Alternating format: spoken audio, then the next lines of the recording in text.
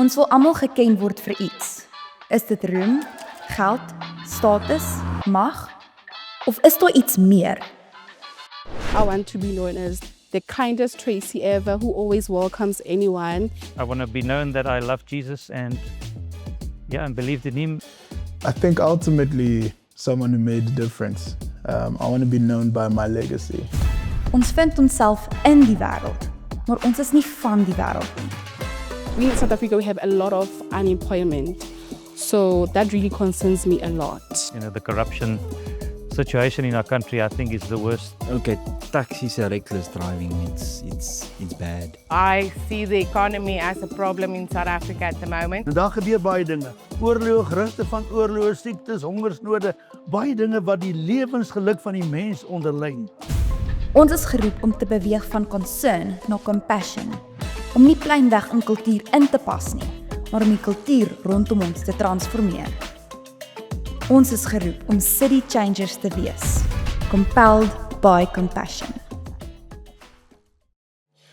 Ons is in week 2 van 'n reis wat ons almal saam begin het verlede week, waar ons in dieselfde rigting loop om opnuut vars en nuwe diepte te ontdek oor wat dit beteken wanneer ons praat van God se liefde, hoe ons dit beleef en ervaar en uiteindelik hoe dit uitdrukking en effek deur ons lewe kry. En ek kan nou vir julle sê, al 11 jaar van so voltyds deel wees van bediening op hierdie manier, wanneer die kerk begin praat oor liefde, dan kan jy voel hoe die oë begin rol. Ag, asseblief. Here, asseblief, nie nog een preek op 'n Sondag oor liefde nie. Ek wil jou vanoggend uitdaag om dalk saam met my net vir 'n oomblik dalk net te vergeet van dit wat jy al gehoor het en wat jy al bevind het in jou eie lewe rakende hierdie. En om regtig die Here te vertrou, om met vars oë vanoggend na iets te kyk wat ons almal die geleentheid het om vanoggend iets opnuut te ontdek. Kan ons dit doen? Amen, amen. Die compelled by compassion is wat ons hierdie reeks noem. Ek wil gou 'n storie vertel. Ons oudste, ons het so 'n roetine gehad wat ons so elke Vrydagmiddag, ons is op pad met Luca. Op daai stadium is hy so 2 jaar oud. Is ons op pad van Bambi Kleuterskool af, daarna Monument Park West toe, waar ons destyds gebly het. En as deel van die Vrydag ekspedisies, om nou vir julle idees gee, die ouers, as julle ietsie wil lekker doen, wat jou niks kos nie, nee, dan gaan jy net na die lugmagbasis toe. En daar's baie mooi vliegtuie waarby jy net daar kan inval en net gaan kyk. En dit is baie, jy weet, beïndrukbaar vir so 'n klein lyfie. En nou het ons Luca die een Vrydag daar en ons is saam met hom besig om na die vliegtuig te kyk. Soos wat hy op daai stadium gesê het, die vliegtuig. Nou kyk ons na die vliegtuig en hy vra vir my, hoe is dit dat as die ding so groot is? En hy vir my vra, papa, is hierdie groot? En ek sê vir my, ja, dit is baie groot. Kyk, groot is daai vliegtuig. Hy sê, is hierdie ding swaar? Ek sê, ja, dit is baie swaar. Kan ons hom optel? Nee, ons kan nie. Hy weeg tonne. Hy sê vir my nou op grond van dit, in sy eie woorde, 2-jarige, as hy dan nou so groot is, en so swaar is, hoe hou hy daai ding in die lug? Ek sê, ja, dis 'n goeie vraag. Dis 'n baie goeie vraag. Die eerste ding wat ek dink ek wil doen, is om hom te begin verduidelik, van diepte terme binne in die vlieënier wêreld, van autopilot, thrust and control en wingspan. Ek wil hom vertel van aerodynamics, ek wil hom vertel van koördinate. Ek besef, hy's 2 jaar oud. En dat niks van die goed, wat eintlik die waarheid is oor hoe hierdie vliegtuig in die lug bly. Al hierdie goed is die waarheid, maar niks van dit is nodig om sy een enkele vraag te beantwoord nie. Hy vra my, hoe vlieg hierdie vliegtuig? En die antwoord is, hy vlieg. Want hy was gemaak om te vlieg. Bottom line. Ek sê vir my ou moeilike vraag vra. Gaan maar by hom maar. En is die waarheid, ons doen dieselfde ding in ons geloof, ons oordink die goed so baie, Dat ons soek die verduideliking op elke moontlike vlak, dat dit vir my sin maak, uitgeredeneer kan word. Ek wil handvatsels op die goede en ek wil dit verstaan, voordat ek eintlik kan sê ek dit glo. Maar die woord is duidelik, jy geloof soos 'n prokureur. Okay. Ekskuus, dis die boodskapvertaling, nie? Jy geloof soos 'n kind. Want alhoewel daai helpvol is en waar is en ergens sal jy volwasse en ervare genoeg wees om dit te verstaan, is dit nie nou nodig om die antwoord te kan gee hoekom nie. Ons praat amper van die deursnit prentjie van iets. As jy 'n vliegtuig moes vat, soos daai baie mooi foto, en 'n deursnit moes vat van hierdie dinge en binne in hom raak sien wat jy nie van buite af raak gesien het nie. Alhoewel jy nie verstaan hoe al daai goed werk nie, kan jy erken, daar is 'n krag in werking binne in daai ding wat op oogvlak nie sigbaar was nie. Maar wat ons weet, dit is wat veroorsaak dat daai ding vlieg. Hy's gemaak, hy's ontwerp, als binne in daai vliegtuig sê een ding, ek gaan vlieg. En is dieselfde met ons. As jy 'n deursnit prentjie moes vat en ons die vermoë gehad het om te kon raak sien, dit wat God in jou raak sien, sal ons verstaan hoekom ons geroep word om liefde te wees. Nou maak dit nie noodwendig sin nie, nee. Want ons kyk na die dop. Ons kyk na die uiterlike, ons kyk na die optrede en ons vra, maar hoe is dit moontlik? Dat die Here regtig deur my lewe kan lief hê. Die Engelse woord compassion, ons gaan nou nie praat vandag van kompassie nie, 'n baie klein kompassie nie. Ons praat eintlik net van, is 'n unieke vorm van liefde-uitdrukking. Dis 'n goddelike liefde, dis nie net 'n menslike ding nie, dis iets van God se meegevoel. Dis compassion, dis wanneer sy hart gebreek word, ons iets van dit beleef. Dis alle elemente van genade, van vergifnis, van barmhartigheid, al daai goed spreek en voed eintlik in een konsep in, it's compassion. En die woord is ryk met voorbeelde van dit, dis 'n herder en skape. Dis die pa en die seun, dis die bruid en die bruidegom, dis die familie, dis die gesinsdinamika, dis die liggaam. Die Bybel is ryk van voorbeelde wat eintlik dieselfde ding oor en oor sê. Dat jy is gemaak. As ons die deursnit vat van jou lewe, alles sal eintlik die een ding vir jou wys. Jou lewensdoel is gemaak om liefde te wees. Om werklik liefde te wees. Sê ons, maar hoe werk dit? Hoe sien ons dit uitspeel? Ek wil jou herinner, partykeer is dit nodig dat ons net dink soos 'n 2-jarige. Partykeer is dit nodig dat ons net dink soos 'n 2-jarige. Dis nie nodig om dit uit te redeneer nie, om dit logies te verstaan nie. Partykeer sê ons net, hy is gemaak om te vlieg. Dis wat ons glo. Ons het niks om te bewys nie, ons het niks om te probeer nie. Hierdie is nie jou vermoë nie, dit is nie jou kapasiteit nie, dit is nie in jou menslikheid vasgesluit nie. Hierdie is 'n goddelike ding en ons sê, ons moet hier 'n bietjie geloof aanwend. Glo jy regtig dat daar 'n krag in werking is, soos wat daar 'n engine in 'n vliegtuig sit, dat daar 'n krag in werking in jou is, wat besig is om te werk, volgens sy doel. Daar's iets in jou binneste, wat aan die gang skop, wat iets kom doen, wat soos Jesus lyk, en dis nie jy nie. Glo jy dit? Glo jy dit? Sien jy dit? Die basiese opsomming van hierdie is dat ons reageer eintlik nou maar net uit verhouding uit. Jy weet, baie gelowiges sal met hierdie spanning leef, dat geloof of Christendskap, of as ons praat van geestelikheid, is 'n klomp goed wat ek in plek moet kry. Nee, ek moet 'n klomp goed doen. Dis A, B en C. Dit is, ek moet kerk toe gaan, kursusse bywoon, Bybel bestudeer, Hebreëus leer, ek moet deur die apokriewe lees en werk, ek moet 'n paar C.S. Lewis boeke deurwerk, en dan ergens gaan ek genoeg weet van God en verstaan van God, dat ek iets kan doen. Sê ons, dit is snerd. Dis nie die verwagting nie. Jy kan al daai goed doen, en dis 100% fyn. Niemand gaan jou met 'n klip gooi as jy dit doen nie. Maar niks van daai is sodat jy in 'n verhouding met God kan staan nie. Niks van daai is sodat jy iets kan bereik of vermag in jou eie kapasiteit nie. Dit is eintlik aan die ander kant om. Is dat ons het hierdie ondervind, as ons dit vir jou so kan verduidelik, dat in die jaar 2026, alhoewel die mensdom al vir 124 jaar vlieg, verander dit elke jaar nog steeds. Dat hoe 'n vliegtuig lyk vandag, is nie hoe hy gelyk het 124 jaar terug nie. Nee, jy sal saam met my stem. Gaan kyk 'n bietjie na die Wright brothers, hoe hulle daai eerste, kyk, daar was 2 ander brothers, hoe hulle daai vliegtuig in mekaar gesit het. So nie daarin geklim het om my lewe te red nie. Maar geloof verander nie. Dis al duisende jare en die een ding is nog altyd die waarheid, dat ons lewe is maar 'n reaksie op verhouding.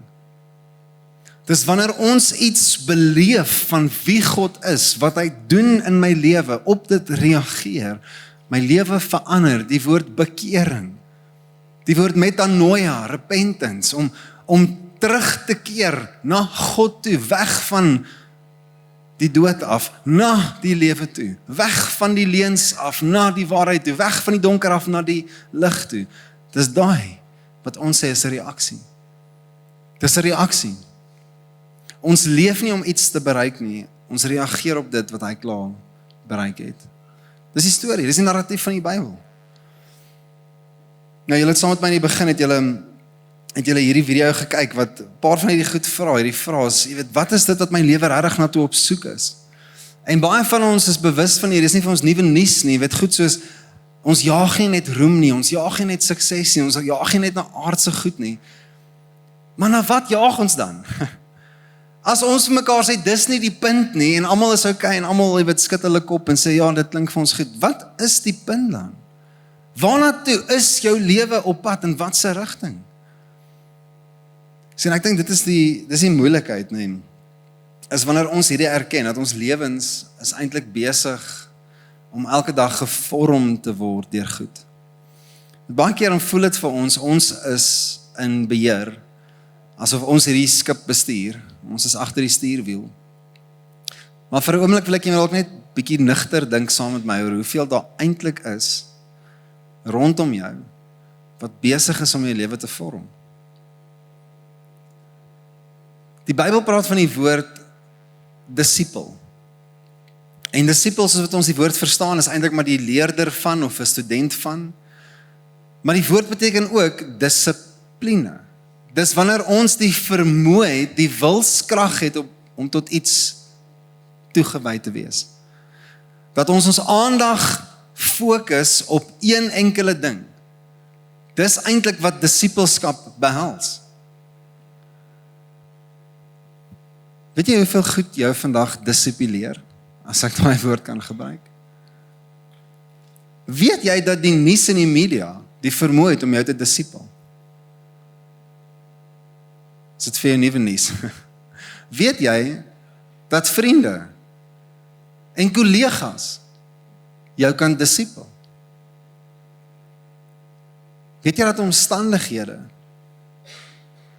en uitdagings kan jou disipel? Dit wat jy na luister, die musiek, jou potgooi, jou podcast, jou sepies wat jy kyk, die goed waarin jy aandag gee, vra dissipline. Ek weet nie of jy dit al agtergekom het nie. Jy sal dit agterkom wanneer iemand jou in die rede val, terwyl jy dit doen. Ek is besig om nuus te lees. Nou kom praat jy met my, hou gou vas, ek is gou besig om iets te lees. Nee. Ek kyk my storie, nou kom jy nie, hou gou, kyk gou my storie. Ons word gedisipel deur goed rondom ons wat ons vorm, en daar's een rede vir dit. Kan ek vir die rede gee? Kom ek verlig die spanning. Jy is gemaak. Jy is gemaak om gevorm te word deur 'n model. Jou gees, jou binnemens, als van wie jy is, als van wat daai vliegtuig is, roep uit tot een ding, en dit is, maak my volgens die afdruk. Maak my volgens die blou print. Iets in my lewe resoneer met hierdie gedagte. Die maklikste om dit vir te verduidelik vanoggend is die bekende gesegde, die monkey see, monkey do. Wie van julle het al hierdie teëgekom met kinders? Monkey see, monkey do, nee. Daar is ongelukkig net halfte van die storie. Daar is net halfte van die storie, want die ding is, as ons sê dat dit is die waarheid, dat dit wat ons sien, is dit wat ons doen, dan vra ons, hoe is dit moontlik dat iemand wat al die kennis oor die Bybel het, sy lewe nie verander nie? Hoe is dit moontlik vir iemand wat elke week in die kerk sit, nog steeds vasgevang is in verslawing? Hoe is dit moontlik dat iemand wat sê hulle is lief vir die Here, nie 'n saak het met mense nie? Want monkey see, monkey do. Maar hierdie monkey doen nie. Hierdie monkey doen nie. So waar kom die spanning dan in op hierdie ding? Waar beleef ons hierdie? Kom ek sê vir jou wat dit is. Jou lewe word eintlik gevorm wanneer 3 goed gebeur. En om dit te sien en dit te word, is maar net 2. Hoor wat skryf Paulus in Kolossense 3 vers 12. Hy sê die volgende, en ek wil hierdie vir jou wys, as jy saam met my daai geel woorde saam met my sal lees. Julle is die mense wat God uitgekies het, wat hy geheilig het, wat hy lief het. Dit is wat ons aanskou, monkey see. Ons beleef hierdie goed van God. Ons beleef dit in stilte tyd, ons beleef dit by die kerk, ons beleef dit as 'n ander gelowiges, ons beleef dit in tye van hartseer, ons beleef dit in tye van gebrokenheid, ons beleef iets van 'n lewende, kragtige God wat 'n saak het met jou lewe en die aarde roep amen, want ons beleef God. Amen? Nee, ons gaan ons verder. Daarom moet julle die volgende soos klere aantrek, is liefdevolle deernis, compassion, dis vriendelikheid, nederigheid, sagmoedigheid, dis geduld, en daar is ons dadelik by die aksie, monkey do, en ons sê amen, en ons kry dit nie reg nie, en ons sukkel, en ons misluk, en ons menslike kapasiteit skiet kort, en dis waar die spanning inkom, en dan sê jy, maar hoe moet ek dit doen? Hoe gaan ek so lewe? Lees saam met my verder. Verdra mekaar as enige iemand 'n klagte teen iemand anders het, vergewe mekaar. En hierso kom stap 2, die sleutel tot die middel. Vergewe mekaar soos die Here julle vergewe het. Aanvaar dit. Aanvaar dit. Die heel belangrikste is, julle moet hierdie aantrek, dit is die liefde wat alles bind. Die liefde bind alles volmaaksaam. Die woord is eintlik vol van hierdie 3 stappe, dat ons dit aanskou, ons sien dit amper van 'n afstand af, God doen dit vir ander, hy doen dit vir my, hy doen dit vir die wêreld, dis Johannes 3 vers 16, want so lief het God die wêreld gehad, en ons almal sê amen, en ons aanskou dit, maar die volgende vlak is, aanvaar jy dit regtig? Aanvaar jy dit regtig, trek jy dit na jou binneste toe, laat jy dit regtig kom transformeer en verander en belyn en amper kom konfronteer in jou binneste. Want dan wat gebeur? Vanuit hierdie is daar aksie. Dis wanneer hierdie goed begin vloei deur jou lewe. Hoor wat sê Johannes 13 vers 34. Sê ek gee julle 'n nuwe opdrag, julle moet mekaar lief hê. Soos ek julle lief het. Net so moet julle mekaar lief hê. Filippense 2 vers 1 tot 2 sê die volgende, het sê julle is mos deur Christus bemoedig. Julle is deur sy liefde getroos. Dis wat ons aanskou. Julle het die gemeenskap beleef wat die Gees bewerk. Hier is waar ons dit aanvaar. Julle weet wat omgee en meelewing beteken. Aksie. Maak dan my nou heeltemal bly deur eengesind te wees, een in liefde, een in hart, een in doel. En dis die punt, dit wat jy aanvaar, is dit wat jou vorm. Ons praat nou van aanvaar, die Engels praat eintlik van hierdie 3 goed, it's that we encounter, ietsie van as ons van 'n afstand af, jy weet ons sien dit, we encounter God. Jy kan dit amper van 'n derde party prentjie af doen. We can encounter God. But then we embrace it. Dan trek ek dit nader na my eie hart toe. Dan raak dit nie net godsdiens soos wat almal dit doen nie. kerk gaan soos wat almal dit doen nie. Geloof in die generiese prentjie nie. Dit raak iets persoonlik. Dat iets hier van my en God se verhouding saam in die uniekheid, dat daar iets gebeur. We don't just encounter, we embrace and then we engage. Dis die Engelse opsomming van hierdie. Solank as wat ons monkey see, monkey do, it will always be monkey fail. Maar wanneer dit is dat ek God beleef en ek dit nader aan my hart trek. Ek wil met jy kuier oor daai konsep, oor om dit te aanvaar.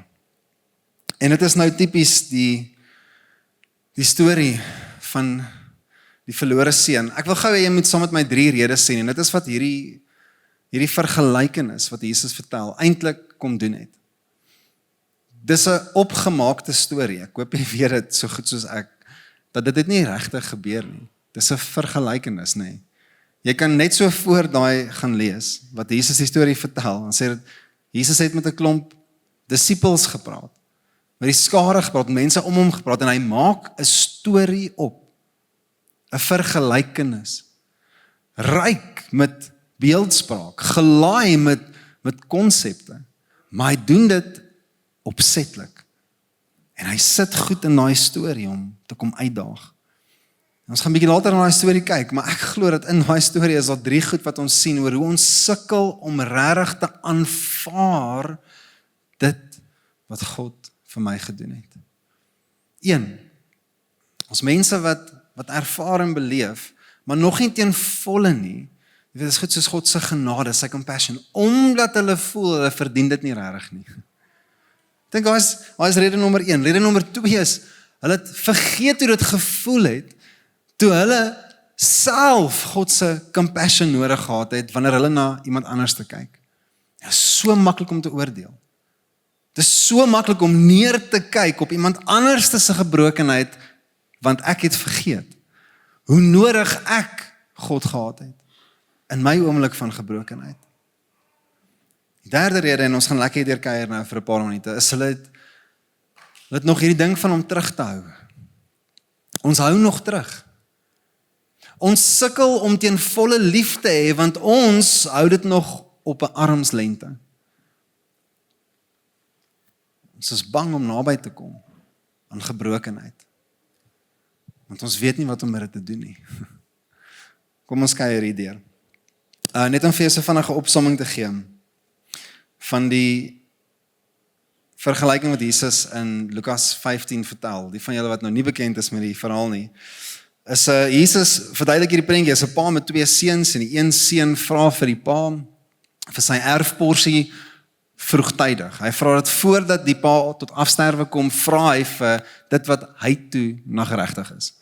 En hy vat hierdie geld en hy gaan vermorsel dit, en hy gaan blaas dit, en hy gaan spandeer dit, en hy verloor alles, en daar kom 'n groot hongersnood oor die land waar hy is. En hy verloor alles, en hy bly saam met die varke, en dit is 'n verskriklike setup. Jy kan net vir jouself imagine, en hy dink vir homself, hier's die plan. My pa se slawe het 'n beter lewe as ek saam met die varke, sal teruggaan na my pa toe. En dis nou waar die storie homself nou hier ontvou. Ek wil saam met jou gaan kyk. Ons het nie tyd om deur die hele skrif te lees nie. Maar ek gaan net sulke highlights van die verse vir jou uithaal. Asseblief gaan lees weer die vergelykenis daarso van die verlore seun. Maar is opvallend, die naam in elke vertaling word gegee as die verlore seun, maar dit het eintlik niks met die seun uit te waai nie. Dis nie 'n storie oor die seun nie. Dis eintlik 'n storie oor die vader. Dis niks met die seun uit, want ons eintlik 2 seuns gewees. Ons ken dit nou maar as die storie van die verlore seun, maar sien saam met my, daar's baie meer as net die storie van die verlore seun. Nou kom ons staan gegaan net eers stil hier, so ek wil hierdie met jou deurkuier. Wanneer ons nog nie teen volle beleef God se genade, sy compassion vir my nie, want ek voel ek verdien dit nie. In Lukas 15 vers 21, dis nou waar daai seun na sy pa toe terugkom, sê hy hierdie woorde, jy kan dit saam met my lees. Ek lees sommer in die Engels in die CSB. It said, "The son said to him, Father, I have sinned against heaven and against you, and I'm no longer worthy to be called your son." En ons lees daai en dink, "Jesus, daai is bietjie opgeblaas." Jy het maar bietjie geld gevat en jy het maar lekker gaan kuier. Jy weet, nou kom jy en sê jy het sommer teen die hemel gesondig. Jy weet, jy oordryf 'n bietjie, hier is jou pa. Jy weet, nou tree jy so op. Jy weet, nou sê jy sulke goed, nou wil jy jouself sommer nou 'n slaaf kom maak. Ek meen, weet jy nie wie jou pa is nie? Weet jy nie dat jy sy seun is nie? En ons dink dis amper opgeblaas, nee, dis amper over-exaggerated. Maar Jesus doen dit met 'n rede, dat ons almal sal sê en erken, maar ons doen dieselfde.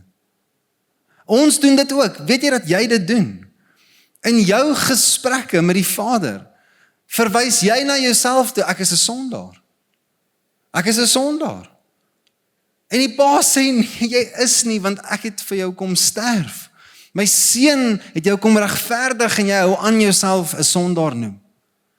Ons het maar 'n week terug. Vier ons hierdie waarheid, dat ons is nie sondaars nie. Ons is geregverdig, ons is die heiliges van God. Maar in ons eie gesprekke sê ons, ek is 'n sondaar. Ek sukkel.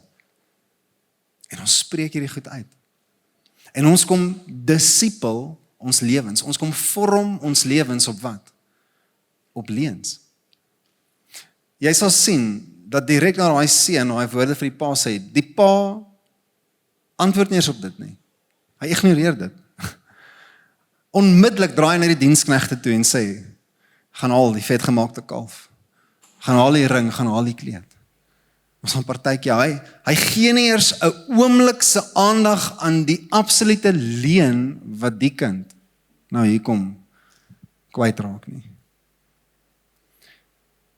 Vir solank as wat ons dit gaan doen, as ek gaan sê, ek is iemand wat sukkel, dan gaan jy sukkelend lewe. Ek is iemand wat verslaaf is, jy gaan verslaaf bly. As jy sê, ek is iemand wat 'n sondige mens is, dan gaan jy lewe met sonde. As jy sê, ek is iemand wat nog moet regkom, dan gaan jy gebroken bly lewe. Maar wanneer jy begin die waarheid vir jouself sê, dis wat aanvaar beteken. Wanneer ek sê, ek weet ek verdien dit nie, maar ek aanvaar dit. Jy het 'n opsie, jy het 'n keuse, jy kan kies wat sê een van die wil jy glo. Ek is vry, ek lewe vry. Ek is geregverdig, ek lewe sonder sonde. Sonder skaamte, sonder seer. Ek is reeds herstel, ek lewe met vrede en heelheid. Dis shalom, wholeness. Ek aanvaar, ek word dit. Dit is interessant net hoe die verhaal vir ons goed wys. Dit sê dat toe die seun steeds ver weg was, het die pa hom sien aankom. My onmiddellike vraag is, maar hoe het die pa geweet dat die seun gaan op daai dag, op daai uur, sal daai seun daar aankom? Ek meen, ek het al by van julle se huise gesit en wag vir 15 minute en jy weet nie as ek is daar nie. Hoe is dit moontlik? Hierdie pa moes daar gesit het. Hy moes daar gewag het. Hy moes dag en nag gekyk het. Op die veld uitgeloer het. En dit sê toe hy hom van ver af sien, toe erken hy hom. Nou weer eens, ek het net 'n vraag daar, hoe is dit moontlik? Ek wens ek was een van daai disippels wat net skus Jesus, jammer ek val in die rede in jou vergelykenis. Hoe is dit moontlik dat hy van ver af kon erken dis sy seun? Van julle kan nog nie eers my sien wat hier staan nie. Hoe erken jy iemand van ver af? Want die pa het nie net gekyk in die oë van 'n mens nie, hy kyk in die gees. Hy kyk in die gees na jou. Wat sien God in jou?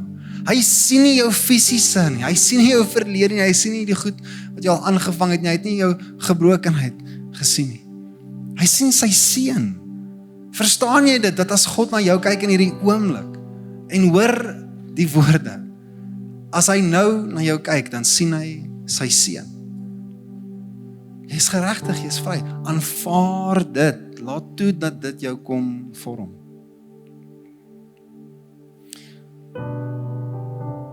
Sien, as ons kyk na hierdie, ons beleef hierdie so mooi, en dan kyk ons na ander mense, en sê ons, Jesusie, maar kan hierdie ou net regkom nie. Sukkel om ander mense te vergewe, hoekom sukkel ons om lief te wees? Want eerstens, ons vergeet, dat ons het dit al nodig gehad. Miskien moet ons onsself herinner, dat as jy na die gebrokenheid van iemand anders te kyk, dat jy verstaan, jy net so gebroken was. Dis wat die ouer broer doen hierson, nee. Dis hoekom Jesus hierdie karakter vir ons in hierdie storie inskryf. So the older brother became angry, he refused to go in. So his father went out and pleaded with him. But he answered his father, look, I have all these years that I've been slaving for you and never disobeyed your orders. Yet you never gave me even a young goat so I could celebrate with my friends. Dis amper so selfregverdiging. Dis vir my interessant, die broer was nie eers bewus dat sy ander broer teruggekom het nie. Hy was in die veld gewees. Dit sê toe hy terugkom uit die veld uit, toe is die partytjie reeds aan die gang, dat hy een van die diensknegte moet gaan haal en sê, hoorie, wat gaan hier aan? En 'n dienskneg moet hom inlig, dat sy eie bloed is terug by die huis. Daai is 'n profetiese prentjie, van hoe die kerk hulle self kan besig hou met absolute nonsens, terwyl 'n wêreld vergaan, dat ons nie eers agterkom wanneer mense die Here ontdek nie, want ons is te besig met ander nonsens. Hallo? Ja, ek gaan dit vir jou weer sê. Dis wat hier gebeur. Die ouer boetie is eintlik 'n opsomming van wanneer ons so selfregverdig is, dat die kerk kyk na die gebrokenheid van die wêreld. Kyk na die mense wat dronk word. Kyk na die mense wat gebroken lewe. Ouens wat verwar is oor hulle seksualiteit. Ons wil niks oor dit sê nie.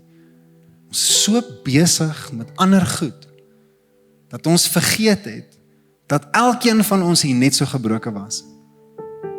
Dalk nog self so lewe. Ons sukkel om lief te hê, want ons distansieer onsself van dit. Ek wil afsluit met die laaste ene vir jou. Sien ons hou baie terug. Dit sê hier so in hierdie skrifgedeelte, dat toe die pa hierdie seun sien aankom, hardloop hy en hy omhels hierdie seun. En met die konteks van die storie sien ons hierdie seun het al vir weke lank gebly saam met varke. En as daar wat ons eie kind gaan optel by die kleuterskool, en ek dink, dis moeilik om hierdie kind vas te hou, want hy ruik baie ryp. Dis moeilik om hierdie kind vas te hou. Hy stink.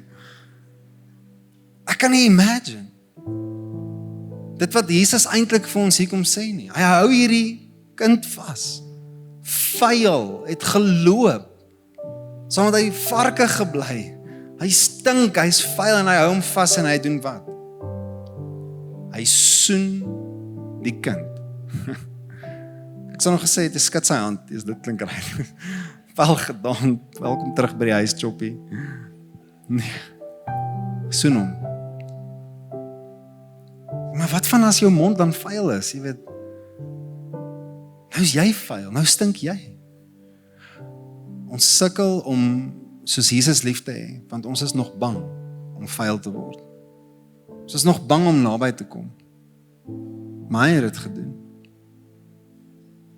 Hy het tot teen aan jou gebrokenheid gegaan. Die woord sê hy het jou sonde op hom geneem, hy het dit geword. Nie net kennis gedra van dit nie. Opgetel, nader getrek. Ek weet nie waar is jy vandag nie. Maar ek dink ons iets vir ons almal om dalk opnuut net te sê, ek sukkel dalk om hierdie uit te leef, want ek het dit nog nie aanvaar nie. Ek voel nog ek verdien dit nie, ek glo nog aan hierdie leuns. Ja, maar ek het hierdie gedoen, ja, maar ek is nog hierdie, ja, maar ek is nog dit. Dis nonsens. Dis nonsens. Jy glo leuns. Jy sukkel om werklik Jesus toe te laat om deur jou te lewe, want jy het vergeet. Jy is selfregverdig nog. Jy kyk neer op ander mense se gebrokenheid, eerder as om in die gees met afwagting en geloof te verwag dat daai lewe gaan verander en dit in te bid. Jy sukkel om dit uit te leef, want jy is nog op 'n afstand. Jy hou dit nog op 'n afstand. Ek weet nie waar jy vandag is nie, maar kan ek vir jou sê, hierdie is baie konfronterend. Hierdie het my absoluut uitgedaag.